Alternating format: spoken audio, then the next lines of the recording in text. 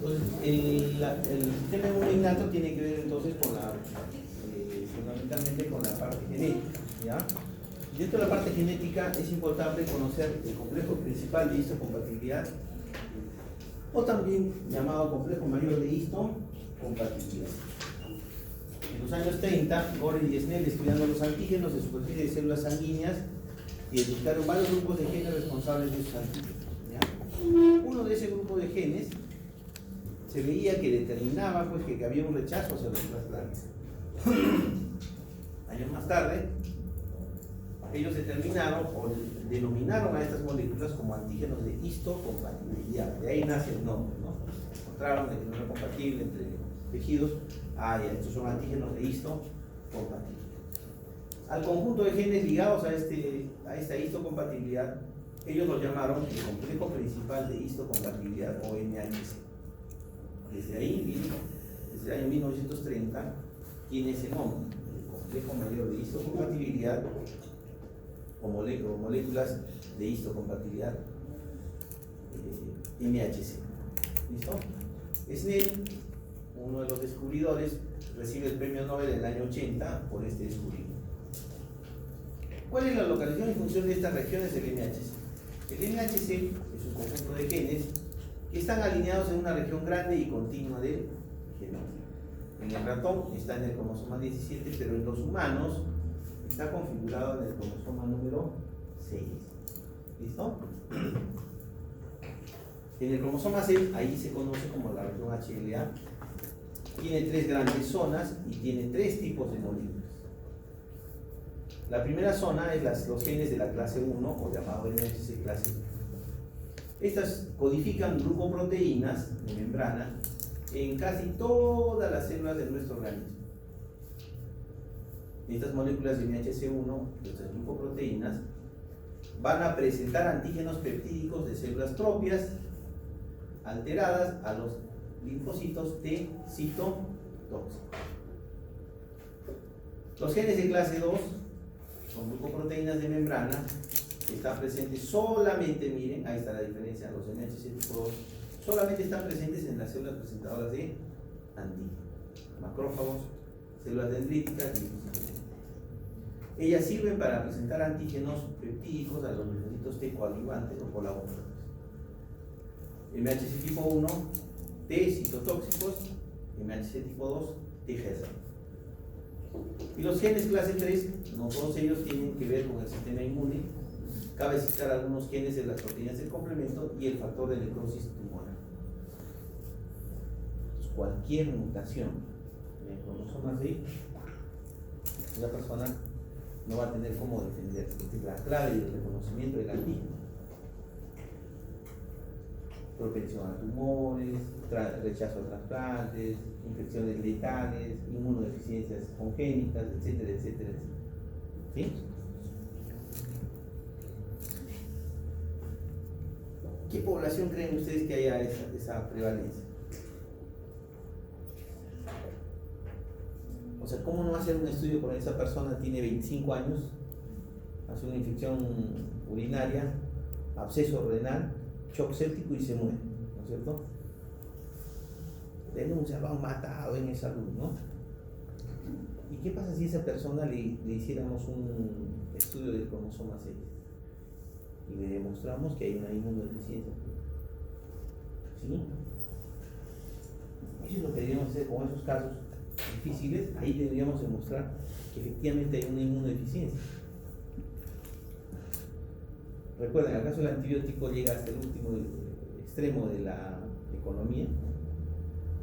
Hace uno de los pilares fundamentales: la oxigenación, el flujo sanguíneo, el metabolismo, anaerobio o aerobio, los antibióticos, ¿sí? Son múltiples factores que se utilizan para combatir la infección.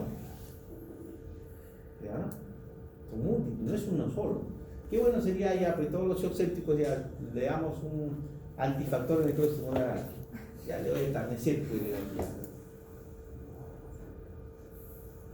O qué bueno sería, por ejemplo, ya tiene lupus, ya le doy pues anticuerpo monoclonal, bevacizumab le doy ya hasta para todos. Tengo bevacizumab, vale como 5.000 soles, pues le doy, pues. yo tengo, le doy. Pero acá si es uno solo, se van a dar cuenta, son varios procesos, son varios antígenos, son varias modificaciones que suceden en una sola misma persona. ¿Ya? Muy bien.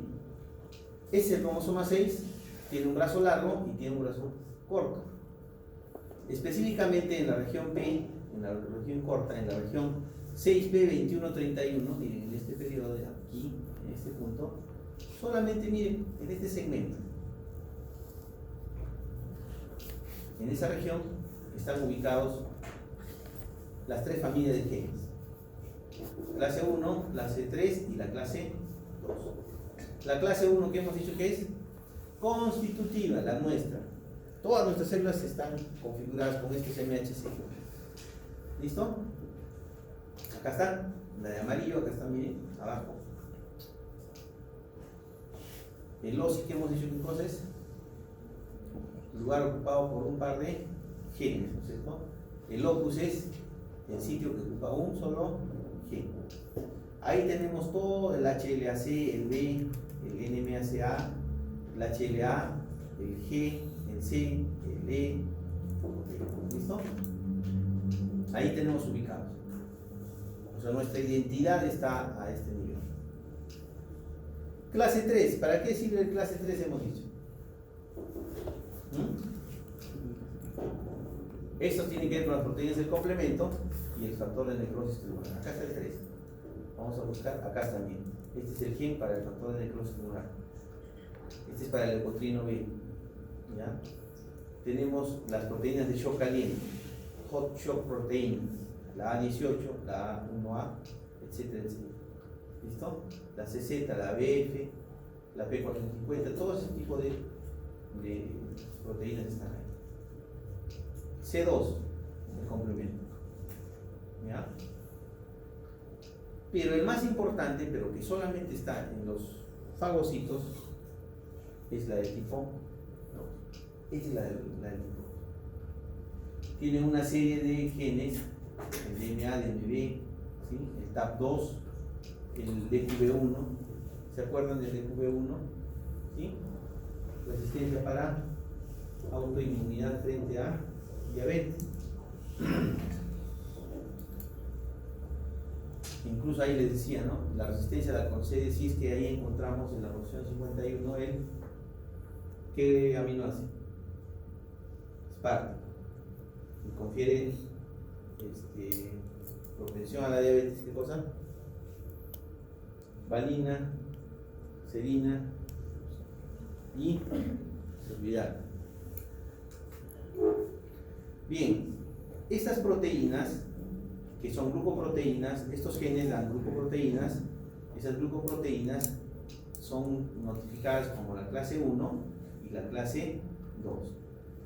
La clase 1, como ustedes ven acá, que es para la presentación de antígenos propios, todas las células lo tienen, tiene 3 subunidades alfa: alfa 1, alfa 2, alfa 3 y una región transmembrana.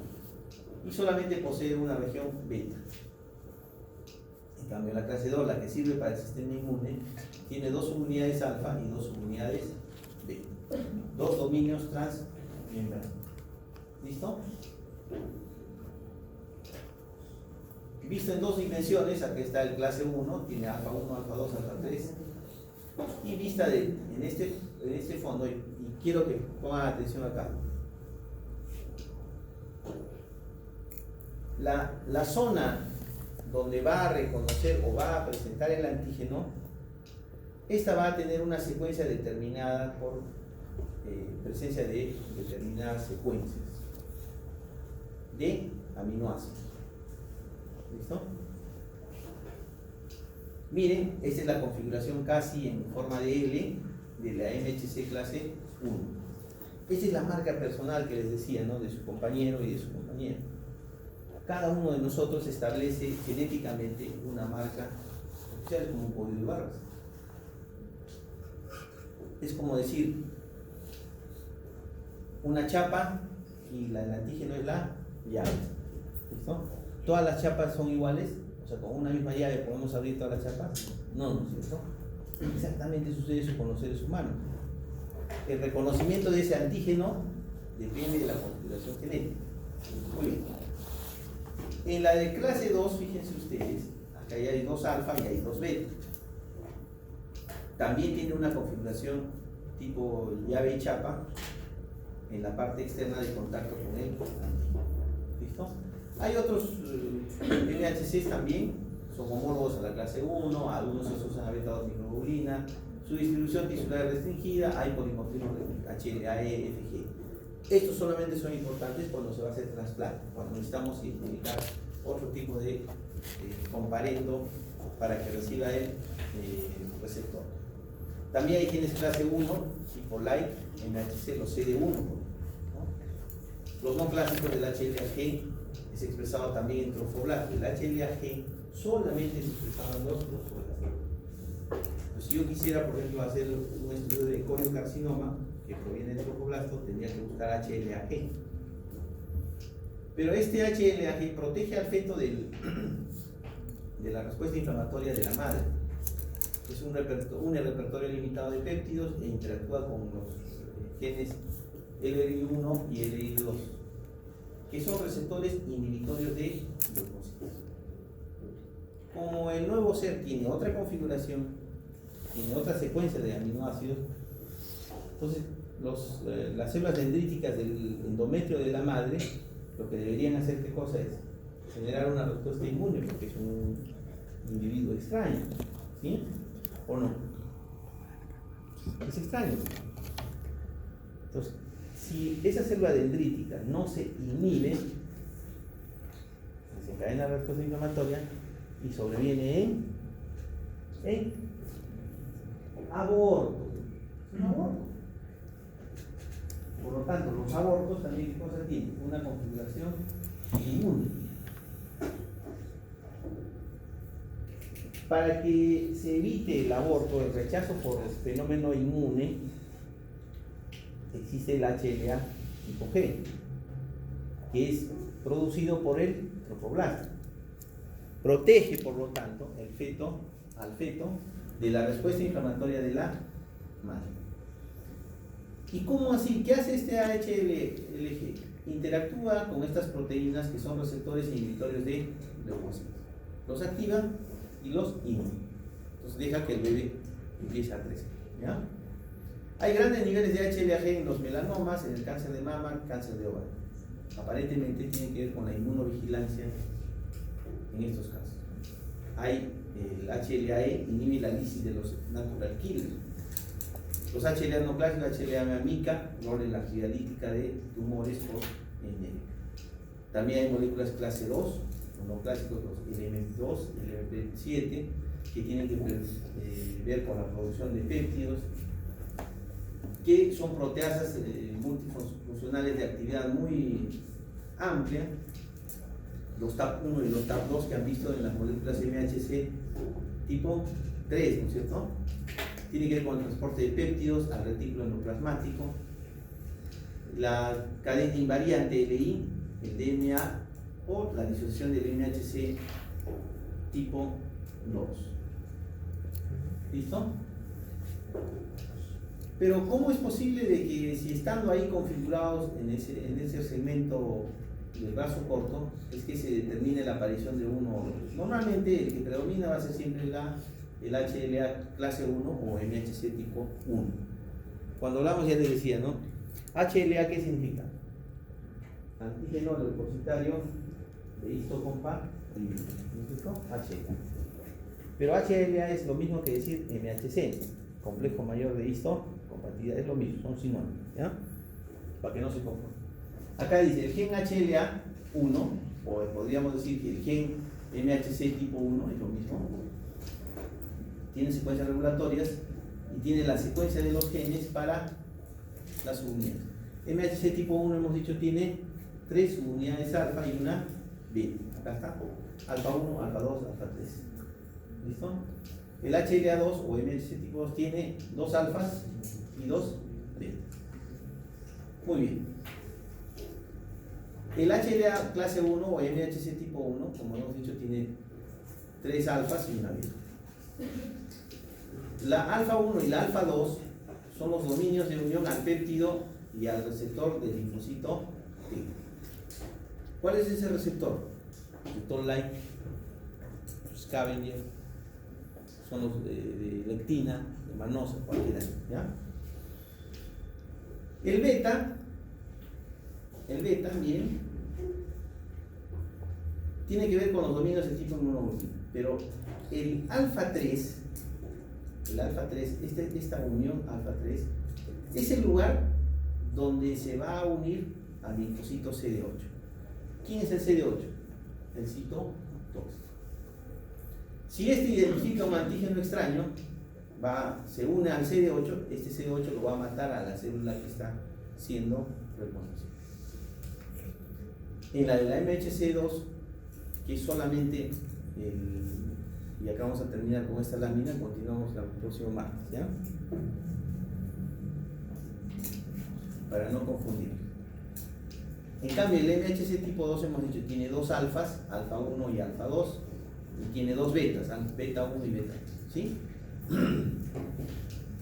También el alfa 1, a diferencia del MHC tipo 1, conjuntamente con el beta 1 van a ser los sitios de unión al péptido y al receptor de célula T. Pero beta 2 es el lugar que se va a unir al linfocito CD4. ¿Cuál es el linfocito CD4? El linfocito T gel. ¿Listo? T gel. Entonces, hay diferencias notables en configuración, en estructura, en reconocimiento y en unión a CD4 y a CD8. Esa estructura de reconocimiento, como les decía, va a permitir identificar la estructura genética configurada desde el nacimiento de cada una de nuestras células para ser presentada y reconocida por nuestras células del sistema inmune. ¿Cómo así? Miren, la molécula MHC tipo 1, por nuestra genética, por nuestra configuración, ya tiene un patrón donde existen cavidades que va a permitir reconocer solo una secuencia adecuada de aminoácidos. En este caso, por ejemplo, lo que sucede en artritis reumatoide, ¿no? La membrana sinovial. Esa membrana sinovial es una proteína, tiene P1, P2, P3, P4, P5, P6, P7, P8, P9 aminoácidos. ¿Listo? Nuestro organismo lo que tiene que reconocer a esta proteína como propia, siempre y cuando el MHC tipo 1 reconozca al segundo aminoácido, al sexto aminoácido y al noveno aminoácido. A ver, acá está glicina, está fenilalanina y está metionina. ¿Sí? ¿Ok? ¿Estamos? Ya. Glicina, fenilalanina y metionina. Cuando la célula sinovial, a través de su MHC tipo 1, presente esta secuencia de reconocimiento de glicina, fenilalanina y metionina, ¿a quién? Al linfocito T o a un macrófago, ¿sí? O a la natural killer, ¿sí? Porque la natural killer es mucho que identifica a través del MHC tipo 1, ¿no es cierto? La identifica, dice, a ver, ¿qué tienes acá? ¿Tienes glicina en la posición 2? Sí. ¿Tienes fenilalanina en la posición 6? Sí. ¿Tienes metionina en la posición 9? Sí. Ah, ya, entonces yo te reconozco. Tú eres propio. Se desacopla el MHC tipo 1, el antígeno y el receptor de la célula. Entonces, se quedan listos. ¿Bien? ¿Qué pasa, jóvenes, si en este periodo, en la posición 6, en vez de tener fenilalanina, aparece una glutamina?